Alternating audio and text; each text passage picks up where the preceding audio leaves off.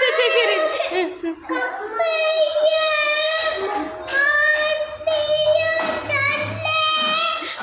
ஸ்லோகம் சொல்றானா சாய் குஞ்சு. ஓம் நமச்சிவாயா ஸ்லோகம்.